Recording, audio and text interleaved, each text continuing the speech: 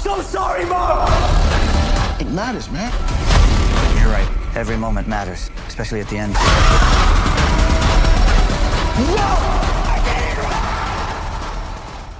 The Long Walk is set in a dystopian alternate America, ruled by a totalitarian state. 50 adolescent males compete in a fatal yearly walking contest, required to maintain a minimum speed of 3 miles per hour or face execution. The winner is the last man standing, no matter how long it takes. Whoever the survivor is, they can wish for whatever they desire, and the competition has become a national pastime. The guys are misled into thinking they're doing something large or magnificent, with the carrot on the stick being that anyone can win. The Long Walk reaches a climax with only 3 men remaining.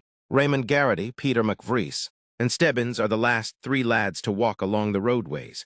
The latter had remained relatively quiet for the majority of the film, but right at the end, he gets up and tells his story. It comes out that Stebbins is the major's son. His wish was to be welcomed to his father's house for tea, but he realizes that this is futile now that his body is breaking down. He takes a step back, lets himself be taken, and embraces death. Pete and Ray, the final 2 lads remaining, discuss their ambitions, dreams, and everything in between. They have developed a strong friendship throughout the film, and at the end, they reflect on what they have learnt along the road.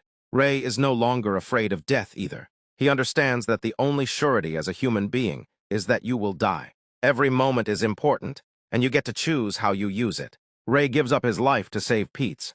The major murders Raymond, and Pete wishes for a carbine from one of his fellow troops. Raising the rifle, he shoots the major in the face before walking away. Ray's wish, of course, was to bring about serious change, and after killing the guy at the helm, he turns and walks away. The major is clearly the tyrant in charge of the Long Walk, and he is most likely the leader of the repressive society that is behind everything. The goal of killing the major is to bring about change and ensure that this is the final Long Walk. However, there is a scene in the film where one of the youngsters pulls a soldier from a jeep and kills him before committing suicide himself. The soldier is easily replaced by another grunt. This appears to be a predicted manner of demonstrating that there is no stopping this military machine.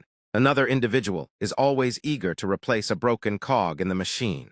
So will his axe have any effect? The book's ending kills Pete McVrees separately, leaving Ray and Stebbins to fight it out as the final 2. However, the emotional toll and misery of the Long Walk causes Stebbins to give up, and Ray triumphs. He doesn't even register the win, shaking off the major's touch and proceeding to walk.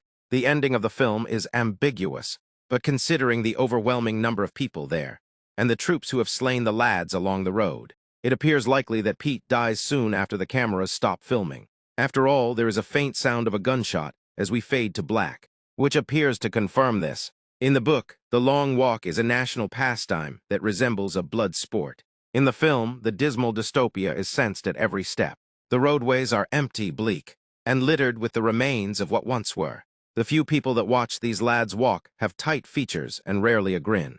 Nobody is actually enjoying this, and it appears unlikely that the general public will be interested in watching on television, at least not until the final 2 contestants are revealed. The lack of spectacle exacerbates the tyranny while also standing in stark contrast to the book. Finally, The Long Walk is an intriguing take of the book, nailing some of the same aspects while also branching off in a whole other way, yielding interesting results. What were your thoughts on the ending? Though, do you believe it is better or worse than the book? Let us know in the comments section.